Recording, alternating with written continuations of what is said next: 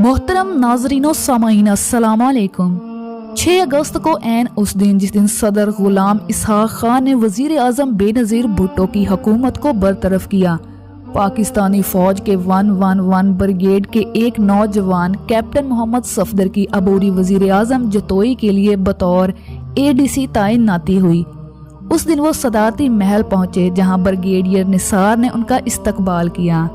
उस रोज हलफ बर्दारी की रवायती तकरीब के बाद इन्हें अबूरी वजीर आजम से भी मिलवाया गया। उसके बाद उन्हें लेफ्टिनेंट कर्नल अशफाक परवेज कियानी से भी मिलवाया गया, जिन्होंने बाद में बगैर मार्शाल्लाह लगाए पाकिस्तान की तवील तरीन सरबराही की। कुछ अरसा एक साथ काम करने के बाद लेफ्टिनेंट कर्नल कियानी को दोबारा फौजी जिम्मेदारियां दे दी गई। तकरीबन 21 सालों बाद उनकी दोबारा मुलाकात सदारती महल में हुई, जहां 5 जून 2013 को वजीर आजम नवाज शरीफ अपने ओहदे का हलफ उठा रहे थे।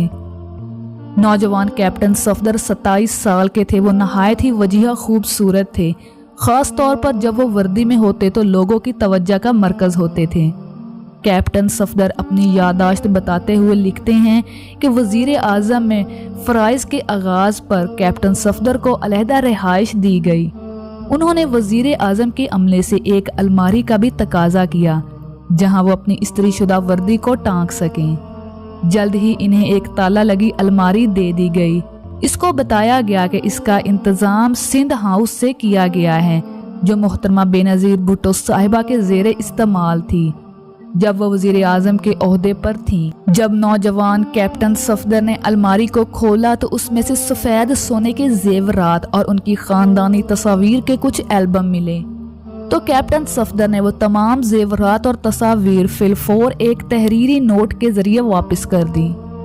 कैप्टन सफदर वजीर आजम नवाज शरीफ के ADC की हैसियत से जिम्मेदारियां निभा रहे थे।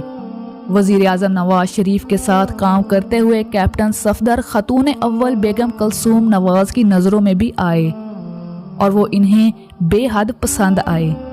एक रोज़ कैप्टन सफदर ने मिलिट्री सेक्रेटरी से ये कहकर छुट्टी ली कि उनकी वालदा की तबीयत ख़राब है, अपने आबाई शहर जाना चाहते हैं। जब वजीर आजम को इस बात का पता चला तो वो भी कुछ परेशान से हो गए। कैप्टन सफदर दोनों ख़ानदानों की गुफ्तगू को याद करते हुए कहते हैं कि मैं उस रोज घर गया हुआ था कि फोन की घंटी बजी। मेरे वालिद साहब ने फोन उठाया तो दूसरी तरफ ऑपरेटर ने कहा कि वजीर आजम नवाज शरीफ बात करेंगे। उन्होंने मेरी वालदा की खैरियत दरियाफ्त की और अगले रोज बेगम कलसूम नवाज ने फोन किया और मेरी वालदा से उनकी खैरियत मालूम की। इस अमल पर हम सब घर वाले बहुत ही ज्यादा हैरान थे। एक रोज इत्तेफाक से मानसहरा से गुजरते हुए वजीर आजम और बेगम कलसूम नवाज के हमरा जा रहे थे कि उन्होंने कहा कि ये वादी किस कदर खूबसूरत है। वो पूछने लगी कि तुम्हारा घर कितनी दूर है। मैंने कहा मैडम कुछ ही फासले पर है। मैंने उनको घर आने की दावत दी तो दोनों ने कबूल कर ली।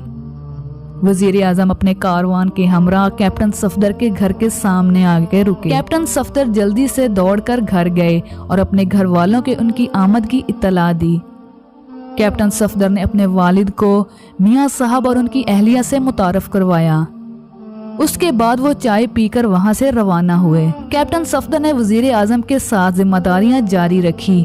वजीर आजम के चारों बच्चों बशमूल सबसे बड़ी बेटी इस जवान साल वजिया सूरत कैप्टन सफदर को वजीर आजम हाउस में देखते थे। मियाँ साहब के रवैया और बेगम कलसूम नवाज की शफकत से मुझे यूं लगा जैसा कि वो कुछ ज्यादा ही मेहरबान हैं। अब की बार ऐसा हुआ कि उनकी जिंदगी की डगर ही बदल गई। कैप्टन सफदर बताते हैं कि 1992 की गर्मियों की छुट्टियों पर घर आया हुआ था कि उनके वालिद और वालदा हाजरा बीबी के हमरा बैठे थे। उन्होंने मुझे बुलाया और कहा कि सफदर, मेरा ख्याल है कि वजीर आजम का खानदान अपनी बड़ी बेटी के लिए तुम्हारा रिश्ता मांग रहा है। मैं फौरन बोला कि अब्बा जी ऐसा यहाँ तो कह दिया है मगर और कहीं मत कहना वरना मेरी नौकरी चली जाएगी। उस वक्त कैप्टन सफदर 28 बरस के थे, जबकि 23 अक्टूबर 1991 को मरियम ने अपनी 18वीं सालगिरह मनाई थी।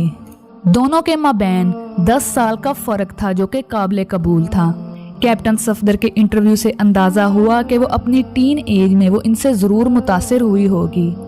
उसके बाद इन दोनों खानदानों ने आपस में बातचीत करके रिश्ता तय कर दिया और शादी की तैयारियां शुरू कर दी। مریم اور صفدر کی شادی 25 دسمبر 1992 کو نواز شریف کی 42ویں سالگرہ کے موقع پر رکھی گئی، جو کہ اب تک قائم و دائم ہے۔ ناظرین، آپ کو آج کی ویڈیو ہماری کیسی لگی؟ پسند آئی ہو تو لائک کر دیں اور چینل کو بھی سبسکرائب کر دیں۔